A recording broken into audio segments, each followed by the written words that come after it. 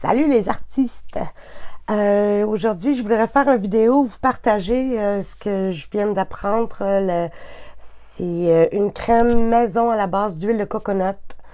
De ces temps-ci, il y a un trend qui passe, puis je comprends, je suis tout à fait d'accord. C'est l'huile de coconut, ils vont l'utiliser comme lubrifiant lors de tatouage.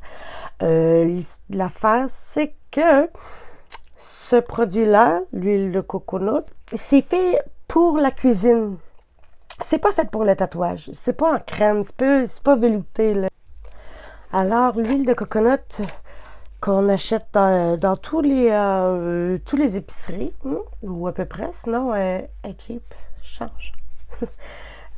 C'est fait spécialement pour la cuisine. On voit pas super, mais on voit juste que c'est pas en crème. Donc là, elle est solide, mais aussitôt que je vais en mettre sur mon gant pour m'apprêter à tatouer, elle glisse, là. Elle fond tout de suite, juste avec la chaleur du corps. Ce qui est malheureusement pas l'idéal quand on veut contrôler une crème, faire le tatouage. On veut juste la perdre. Donc, ce qu'on voudrait faire, c'est justement la rendre prête à l'utilisation pour le tatouage parce qu'elle a tellement plein de bonne qualité. C'est tellement meilleur que la vaseline, on s'entend. Donc, pour fabriquer cette crème merveilleuse, je me suis procuré, c'est la baume de karité crue. Et puis, pour être plus parfait, ce qu'on voudrait, ce serait la beurre de karité crue, non la baume. Moi, j'ai la baume parce que je l'avais déjà. Elle a juste quelques petits ingrédients de plus que le beurre de karité crue, qui est plus pur.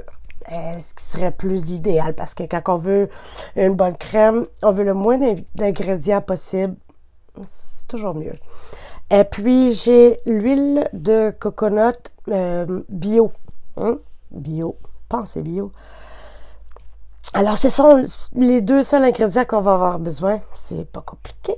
Un des gros avantages d'utiliser l'huile de coconut, c'est que ça va l'aiguille et l'encre ça va l'aider à pénétrer dans la peau.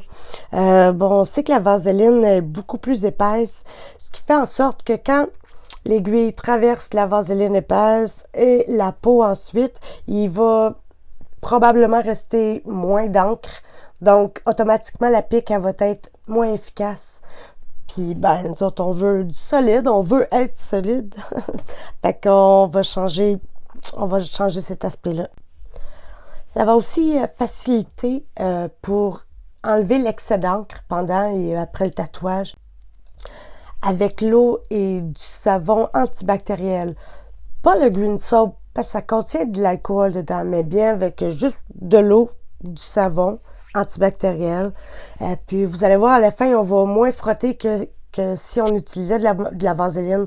Automatiquement, moins de trauma pour la peau, c'est ce qu'on veut. Le but de tout ça est un peu de pouvoir utiliser l'huile de coconut à son meilleur, de la rendre à notre avantage pour l'utiliser pour les tatous. On va gagner en plus beaucoup de produits.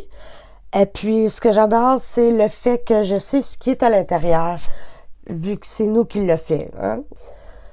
Il est excellent lors du tatouage pour la lubrification.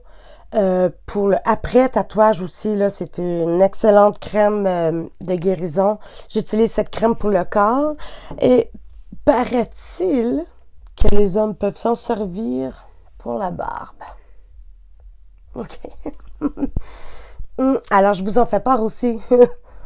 J'ai eu comme souvent, ça m'arrive, d'avoir une petite bulle, là. Je me suis dit que je pouvais peut-être faire des petits sachets individuels avec les résultats, avec de la crème, que je pouvais donner après le tatouage, comme pour continuer le traitement. Puis, fait que je trouvais ça l'idée bien le fun, mais j'avais déjà des sacs Millard. Ça se scelle avec un fer à cheveux, un fer plat. C'est les mêmes sachets que pour des échantillons de compagnie qui donnent, là, mais ça se trouve sur Internet, c'est des sacs Millard. Sauf que j'ai juste peut-être pas travaillé assez pour trouver la meilleure solution pour rentrer un petit peu de crème puis le sceller sans faire de gâchis. C'était très long. J'en ai fait 3, j'ai laissé tomber, mais je me suis coupé plein de petits sachets d'avant. Donc, si j'en ai sur commande, si jamais ça me tente de perdre du temps un peu, j'en referai d'autres. Mais sinon, j'ai réutilisé le même pot que j'avais pris et d'autres pots pour remettre le produit à je vais y aller simple. Je vous conseille simple. C'est mieux des fois, on se casse la tête. Je me casse la tête pour des petits détails. Mais je trouve que c'est quand même une très bonne idée de donner le produit. Tu sais c'est quoi tu leur donnes à tes clients. C'est toi qui l'as concocté. Je crois que beaucoup parmi nous est d'accord pour dire que la Hustle Butter va être une des meilleures crèmes sur le marché pour la guérison de tatouage. La seule chose, c'est que souvent, elle est chère, puis ça, c'est dû au shipping. C'est seulement la livraison qui va être le plus cher. Mais avec ces deux produits-là, dans le fond, le Raw Shea Balm, la beurre de karité, sur Amazon, elle est environ 10$. Version française, elle est environ 7 €. Et puis, même chose pour l'huile de coconut bio. Dans toutes les épiceries, elle va être environ 10$ ou environ 7 €. Avec ces deux produits-là, pour le prix, on va en faire vraiment beaucoup que, exemple, le petit pot de Hustle Butter qui va quand même nous durer longtemps puis qui est super bon. C'est la qualité, elle est presque équivalente. Puis le prix ridicule, plus qu'avec ça, on va pouvoir en faire plusieurs fois. On est gagnant sur toute la ligne. Puis on en produit beaucoup. Puis ce qu'on va utiliser durant le tatouage, là, ça sera pas plus. Exemple, là, je sais pas. Environ, là, ça sera pas plus que ça pour un bon tatouage. Donc, vous allez voir, vous allez en avoir pour longtemps. Et puis, l'huile de coconut est un élément, c'est un préservatif à tout son naturel. Donc, ce qui fait en sorte que notre produit, il va être bon super longtemps. Pour la posologie, c'est très simple. Dans le fond, pour la quantité, peu importe la quantité de beurre de karité qu'on va utiliser, on va utiliser la moitié de l'huile de coconut. Donc, 2 pour 1. Il y a ça pourrait être très parfait, là, comme ça, là, le mélange, 2 pour 1. Il y en a certains on peut ajouter quelques gouttes de glycérine ou de vitamine E. C'est à votre discrétion. Moi, je pense personnellement que less is more. Mieux on en met, moins on en met, mieux c'est.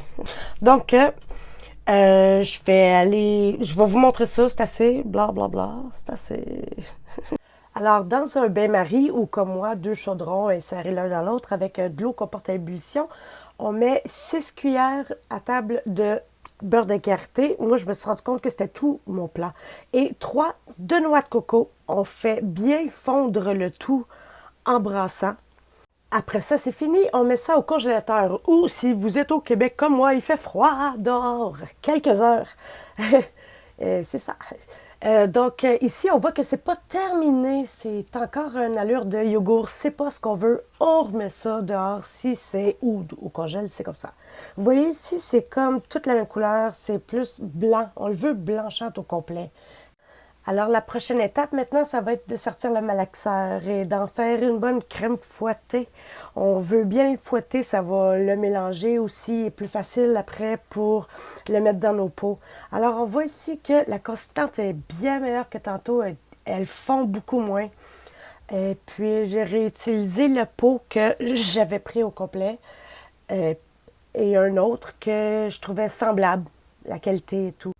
On range tout simplement à la température de la pièce. Alors, c'est tout. c'est terminé.